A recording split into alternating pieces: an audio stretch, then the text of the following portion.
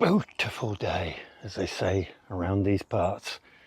And today, well, it's autumn, and it's got to that time when pumpkins are required at the Kingswell household. Mrs. K's been applying the autumn decor to the house, and pumpkins make up a big part of the front garden. So, well, let's have a look at the pumpkin bed. It's completely decimated. The leaves are dying. They're covered in white mildew. This one seems to be hanging on, although the fruit are giant. And of course you can see here and there the pumpkins popping through the leaves. So this is one of the areas that I'll be giving up. So I'm going to strip this down, and it's always fantastic fun to see what pumpkins actually exist in and amongst the leaves, and I can see some even in and amongst those stinging nettles. So I don't know, quick glance, I reckon 15 pumpkins. We'll see when I'm finished. Some of them are still turning, but that's fine. You can leave them out and they'll just continue to go that lovely orange colour. And those, which I think are uchikuri or uchikuri, are absolutely brilliant orange. So we'll get in there, see what we got, and then I've got to work out quite what I'm going to do with this space in the interim. I'm thinking that it will be a fantastic spot for gathering all the wood and bits and bobs that's not going to be used on my main area, and putting them together and having a bonfire, well, later on in the year. Just hope it doesn't get too wet in the next few weeks, and then we'll have a bit of a burn. And if I can clear that area out, it's a good space to do it, although I do need to watch my neighbour's polytunnel. Right, let's get in there and see what I've got. I think first things first, we'll go exploring and see what pumpkins we can find.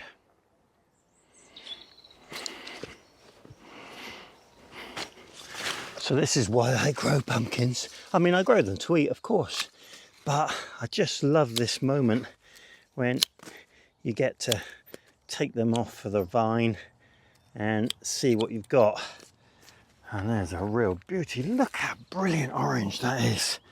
Fantastic. So I'll set him aside. See how many of these we've got in this little area. I try to cut the pumpkin off the vine so that it leaves a reasonable stem. These bits that are coming off don't hurt, but that just helps to make sure that it doesn't rot. And if that starts to rot, then it doesn't go all the way down into the pumpkin, which helps in terms of storage. So there we are, that's that one. I'm going over here. Oh wow, look at this. It's got to be the smallest pumpkin, and that one is rotting at the top. I'm just going to clip it off and hopefully that'll keep. But that is a tiddler, one for the windowsill, I reckon. Right, let's get in here and see what we got. So get these stinging nettles back, and there's another one.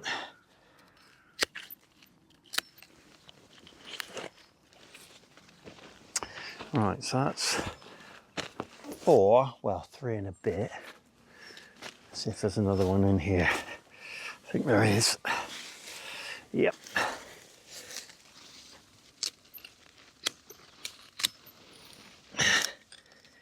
There we go. Number 4. So that one plant gave us 4 and a bit, and they're perfect pumpkins because if you're going to make a meal, a large pumpkin can be an awful lot to eat, and it tends to waste a bit, but that sort of pumpkin is perfect. Or squash. I was looking up the difference between pumpkins and squash, and to be honest, a lot of what I read said pumpkins are squash and squash are pumpkins, but who knows, I'm sure people have got different opinions on that. Don't worry sharing it in the comments, because there's so much diversity of view Right, anything else on that plant? I don't think so. Right, I'm gonna take what I think are the biggest of these small sugar and show you what they look like.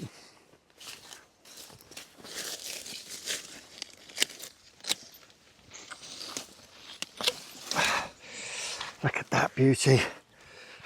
I'm going to wash the soil off of it in a minute. That's a fantastic pumpkin, and that's the variety that we tend to use for making pumpkin pie, and it's absolutely delicious.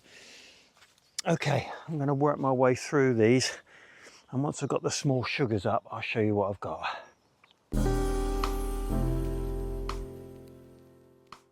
So down there in the bottom right hand corner, you've got the rockery, and this is the small sugar. And I talked a little bit about downsizing and the fact that we probably have more food than we need. Oh, this is a good example, really. So here we go. 1, 2, 3, 4, 5, 6, 7, 8, can't see, 9, 10, 11, 12 sugar, small sugar pumpkins. Some of those may well be winter luxury. It's a very, very similar pumpkin, but what a beauty. And let me show you this, hold on. How about that for a nice pear? I don't think I've had a pear like that for ages. What a beautiful set of pumpkins. And when I was down here looking at these pumpkins, I noticed one other thing. Let me show you. So down amongst the undergrowth, down in here, I caught a glimpse of another orange pumpkin, which I hadn't seen. I do love being surprised when you're in the pumpkin patch. And there we are. There's another beauty to go with this 4 and a bit. So that makes 5 of these, which would be absolutely fantastic small eating squash. Right, so there's more to come. In there, there's a couple of other varieties, I think, and I've got to get out all those, well, I think they're not pumpkins now, they're marrows, and they used to be zucchini and courgettes, but definitely turned into marrows. And I know I was given some spaghetti squash, and that's in there too, so looking forward to hooking that out. Right, let's go.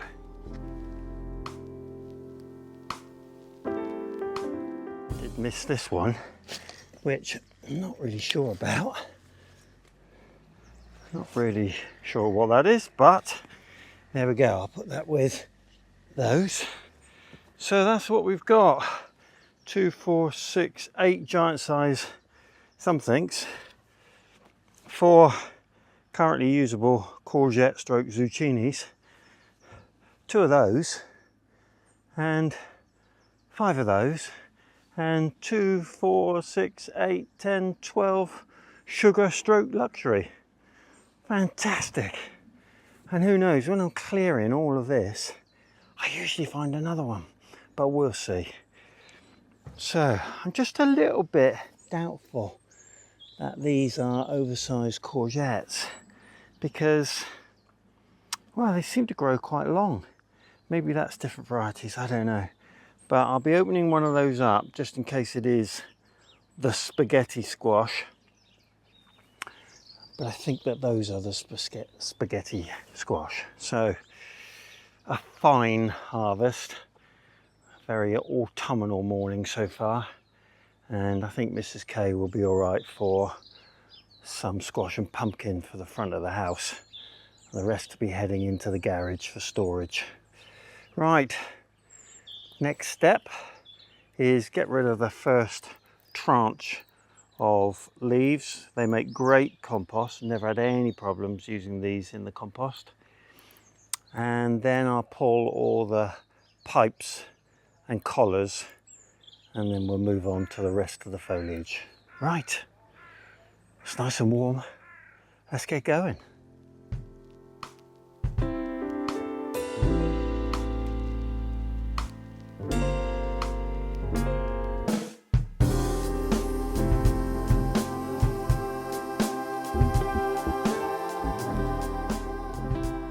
Well, that was quite an effort.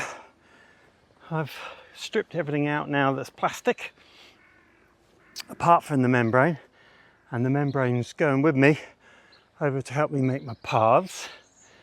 I've stripped out all the bricks and blocks that are man-made, and they'll go in a pile down there at the moment, and all the rocks that were natural have been added to this rockery.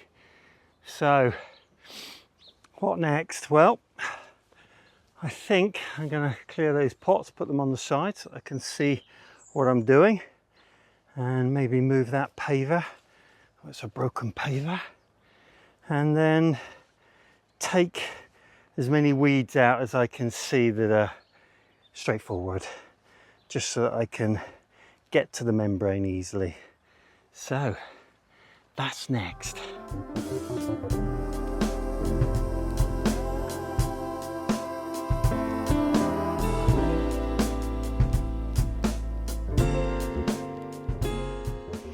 Well, that was a burn for sure. And I'll probably, when I get to finally sort of clearing this area, I'll probably get the rest of those weed roots out with my oscillating hoe. But I can see the wood for the trees now. And I think once I've got rid of that, it's a case of getting the staples out, which I'll save, and picking this membrane up and just moving it over to the site, and that'll be a good job done over here.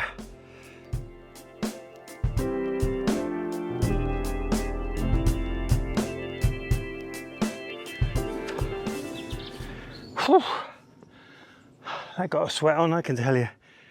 Right, I'm sure I left one or two staples in. I can see one there, but now's the big reveal.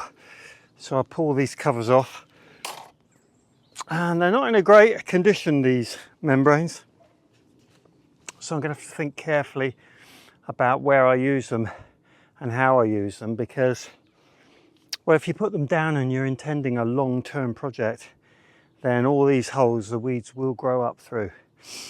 But if I could cut either side of these holes that are made for the pumpkins, I should have a decent bit of membrane to use on the thinner paths.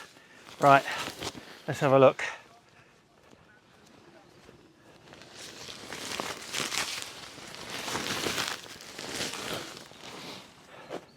Well, it looks pretty fantastic underneath. The weed will come out of here relatively easy, and that's really good compost for the next owner. And I want to leave him some good compost for growing in, and he won't get much better than this because it's years and years of my own. So what I will do, I suspect at some point, is push all the compost that way and that way, leaving myself a big area in the middle for that bonfire I talked about. All right, let's get this one off.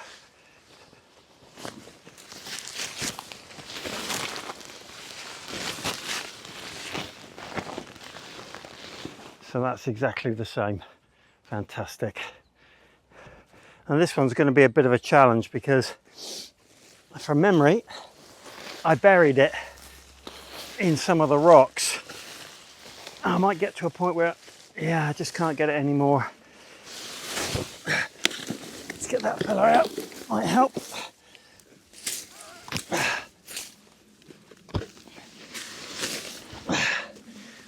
It's certainly very weedy down that bank. No, so I'm going to end up cutting that, I suspect, just to get the job done. And I think that's a gooseberry in there. stick him over there for now. Right, well, apart from tidying up in this area, I think that's me done. I will cut that so that I don't have to look at it, but fold up my membrane, and then I've got just one other thing I want to do.